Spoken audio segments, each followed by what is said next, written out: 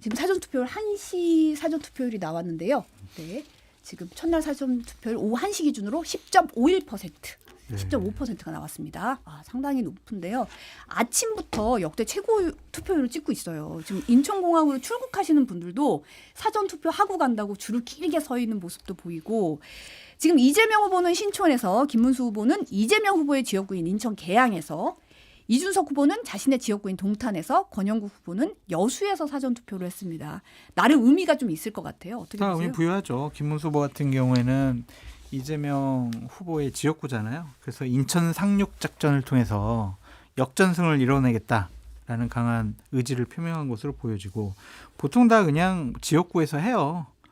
그런데 이제 이준석 후보 같은 경우에는 동탄에서 한 거고 이재명 후보는 신촌 젊은이들이 많이 있는 곳에서 투표해서 2030을 좀 겨냥한 거다 이렇게 볼 수밖에 없고 권영우 후보는 민주노동당 후보로서 좀 여수에 많은 근로자분들이 계시잖아요.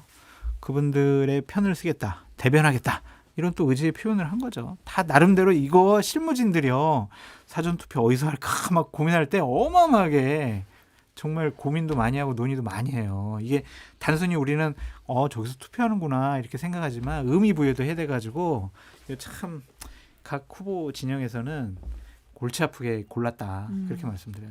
보통 본투표는 본인의 주거지에 가서 해야 되는데 사전투표를 하다 보니까 전국 어디서든 할 수 그렇죠. 있으니까 나름 더 의미 부여가 되는 것 같다는 생각도 들더라고요. 다른 분들은 좀 이해가 어느 정도 예상 가능한 몸이었는데 저는 김문수 후보가 개항에 가서 사전투표한 왜요? 거는 역전승 6.25 전쟁 저뭐 판세를 변화시키겠다. 비판이나 비난하고자는 의도가 아니에요. 진짜 알려드리는 거예요. 신박했다 이거. 나름 고민했다. 네, 이전에는 잘 안 쓰던 점.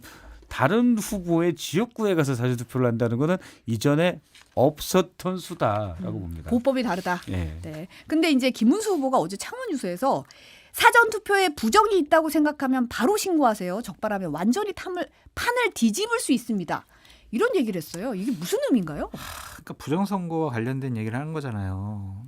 사전투표에 부정선거 우려가 많다라고 부정선거론자들이 얘기를 하는데 본인은 대선 후보로서 부정선거론자지만 사전투표는 안 할 수는 없고 그렇다고 자신의 소신과 신념은 저버릴 수 없고 그래서 이렇게 애매모호한 메시지가 나온 것 같은데 이렇게 하면은 국민의힘 지지층에서는 야 이거 사전투표하면은 좀 문제 있겠다 그렇게 본투표로 미룰 가능성이 높잖아요. 근데 또 피치 못할 사정이 생겨가지고 본투표 때 투표를 못하는 분들도 계실 수 있잖아요. 그럼 본인 손해잖아요. 본인 손해 날 일을 왜 하는지 이해가 되질 않습니다. 그러니까 계속 이제 사전투표 폐지 주장하셨다가 이제 나도 할 거니까 하세요라고 했다가 근데 또 뭔가 끈을 놓지 그러니까요. 못하고 있는 느낌이에요. 그러니까 대선이 끝나고 나서 본인이 만약 낙선을 하게 되면 결국에는 거리에서 부정선거론을 외치는 정광훈 씨랑 같이 손잡고 또 거리에서 투쟁을 해야 된다. 그러한 최소한의 여지나 명분은 좀 남겨두는 거 아니냐라고 제 나름대로 추측해 봅니다. 예. 같은 생각이에요. 해석입니다. 워낙 뭐 잘 말씀하셔서 네. 어쩔 근데 수 없는 고육지책이다. 고육지책이다. 네. 이 심정적으로는 이렇지만 그래도 투표는 해야 된다. 그렇죠. 일단 하세요. 문제 생기면 제가 꼭 이걸 걸고 넘어지겠습니다. 이것밖에 할 말이 없었을 것 같아요. 네. 근데 김문수 후보가 어젯밤 자정쯤에 이준석 후보 막판 단일화 담판 시도하겠다고 여의도 국회의원회관 찾아가서 1시간 정도 기다렸지만 전화를 안 받아서 만남이 이루어지지 못했다. 본투표일까지 접촉하기 위해서 노력할 것이라고 했는데 단일화는 뭐 사실 사전투표 시작됐으니까 단일화는 사실 물 건너간 거 아닌가 싶은데요. 실질적인 단일화는 물 건너갔는데 단일화 프레임에 이준석 후보를 가두어 놓겠다. 가두리 양식장처럼 이렇게 도망 못 가게. 그러면은 사표 방지 심리 때문에 이준석 후보로 갈 표가 결국에는 나한테 오지 않을까? 그런 선거 전략적인 차원이죠. 근데 진정성은 없어 보여요. 쇼 같아요. 보통 이제 이런 거 퍼포먼스 할 때는 이준석 후보 방 거기에 문고리를 잡고 이렇게 흔들면서 막 이렇게 두드리면서 아니면 그 앞에서 고뇌하는 그런 표정을 지어야 되는데 이제 한가하게 이제 휴대폰 보시는 앉아서 그걸 봤잖아요. 그럼 절실함이 없어 보이잖아요. 그래서 제가 볼 때는 누군가 참모가 거의 똑똑똑 두드리고 좀 네. 연출 좀 해주십시오 했는데 김문수 후보가 아마 그렇게까지 해야 돼?라고 했지 않을까라고 상상해 봅니다. 그거를 또 생각하지도 못하지 않았을까라는 네. 생각도 해보고. 이게 사실은 2002년에 네. 노무현 후보가 당시 정몽준 후보 집에 찾아가서 어떻게 보면 문전박대 당하는 모습, 그렇지. 이 모습을 보고 오히려 많은 분들이 노무현 후보를 지지하는 이렇게 하나의 계기가 돼 변곡점이 됐잖아요. 근데 이걸 따라하는 후보들이 너무 많아요. 이미 이거는 유통기한이 지났다 이렇게 생각합니다. 어제 그것도 그냥 그 사진을 연출하기 위해서 갔다. 어쨌든 기사가 저렇게 나왔잖아요. 김문수 후보가 단일화에 이렇게까지 진심이었어라는 걸 보여주기 위해서 간 것뿐이다. 근데 저는 이미 이게 2002년에 한 걸 따라하고 있기 때문에 효과가 별로 없다라고 봅니다.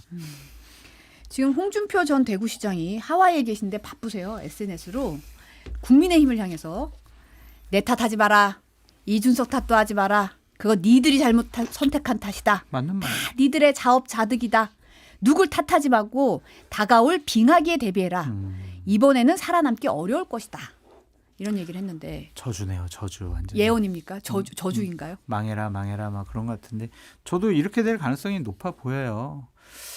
기본적으로 윤석열 정권 시절에 윤핵관으로 했던 분들과 관련된 여러 가지 좀 부적절한 일들과 관련해서 많이 좀 드러나지 않을까 그런 생각도 들고 또한 민주당이나 이재명 정부가 들어서게 되면 거기서는 좀 국민의힘을 정당 예산 심판을 하지 않을까.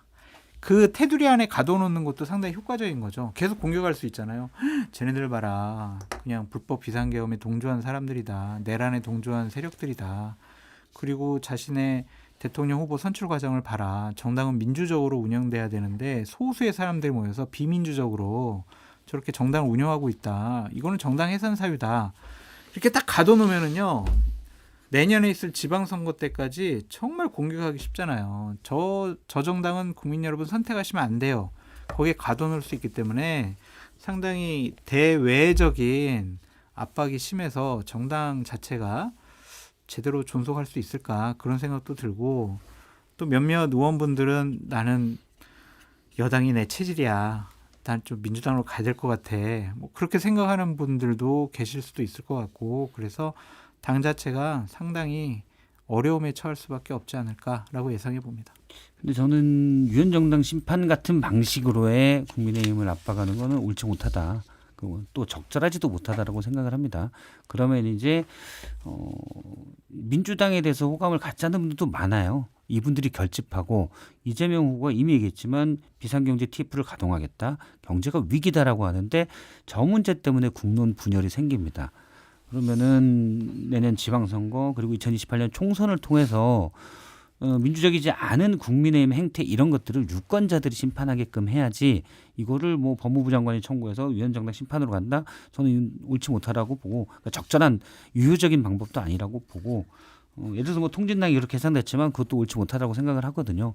자 그러면 국민의힘이 물론 비민주적 행태고 말도 안 되는 코미디가 많이 있었지만 기독자유통일당도 갔죠. 여기는 알뜰폰 사업자예요. 그리고 예를 들어서 국가혁명당 얼마 전에 홍경영 구속됐죠. 여기도 해산돼야 됩니다. 제가 볼 때는 여기는 사이비 정말 사이비 종교단체죠. 그렇게 하면 많아요. 너무 그거를 민주적 과정을 통해서 돼야 되는 부분이다. 그러니까 좀 너무 사실 크지 않은 정치적 쟁점으로 국가 에너지를 낭비할 필요는 없다고 봅니다. 박 실장님 말씀이 이렇게 상식적이고 합리적이고 옳은 말씀인데 이제 박 실장님은 외부에서 이제 당과 정치를 관찰하신 분이고 저는 이제 현실 정치에 있었잖아요. 그러면은 딱 그냥 목덜미 잡아놓고 족쇄 채워놓으면은 꼼짝달싹 못하고 우리가 거의 모든 거를 다 싹쓸이할 수가 있는데 그런 전략적인 판단은 분명히 할 수도 있지 않을까. 그래서 저는 가능성이 높아 보인다 그런 생각이 듭니다. 마지막으로 요 얘기 잠깐 짧게 하면 네. 더불어민주당이 어제 공개한 정책 공약집에 대법관 증언 공약이 논란이 됐던 대법관 증언 공약이 담겼습니다. 구체적으로 얼마 늘리겠다 이런 얘기는 하지 않았지만 사실은 30명으로 늘리겠다는 법안이 철회가 되지 않은 상황이거든요. 그래서 한 최대 30명까지 늘리겠다는 거 아니냐 이런 얘기가 나오던데요. 박 시장님? 그렇죠. 김용민 의원 발의한 법안 법원조직법 개정안은 철회가 안 됐잖아요. 이 부분을 저도 생각을 해봤는데, 예를 들어서 양승태 대법원 때 상고법원을 설립해달라는 게 양승태 대법원의 요구사항이었잖아요. 그러면 상고법원은 이제 상고심, 전원합의체 판결까지는 요구하지 않는 일반적인 3심제에서 3심에 해당하는 것들을 전문적으로 처리하는 법원입니다. 그건 왜냐하면 지분 대법관들이 새로운 판례를 만들거나 이런 것도 해야 되는데, 큰 사건, 중요 사건들은 맞지만 그렇지 않은 사건도 너무 많아서 제대로 사실을 판결을 볼 수도 없다. 물리적으로 제가 봐도 그건 이해가 돼요. 근데 법원의 요구사항이었지만 이번에 대법원이 이재명 후보에 대한 판결 관련돼서 만약에 대법관을 증언하겠다, 그렇게 오해 또는 이해할 수도 있는 부분이잖아요. 그러면 그거는 시기나 방법이 좀 저는 부적절하다고 봅니다. 대법관을 늘리려면 갑자기 지금 막 문제된 것도 아니고 보다 신중하게 논의가 돼서 돼야 되고, 그리고 2027년 하반기부터는 사실은 이재명 대통령이 되면 대법관 임명권도 주어지거든요. 대법원장 임명권도.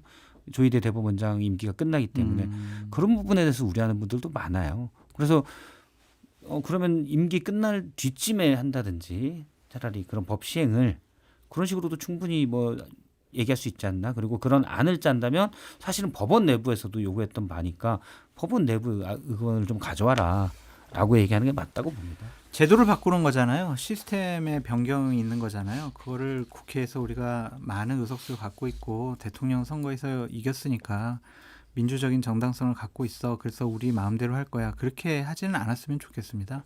여야 간의 대화 타협을 통해서 보다 나은 안을 마련하고요. 사회적인 합의를 이끌어냈으면 좋겠다. 그런 생각이 듭니다. 윤석열 정권이 야당을 인정하지 않고 비판의 목소리에 귀 기울이지 않아서 국민적인 지탄과 비판을 많이 받았잖아요. 새로운 정권이 들어서면 그러한 예를 반면교사 삼았으면 좋겠습니다.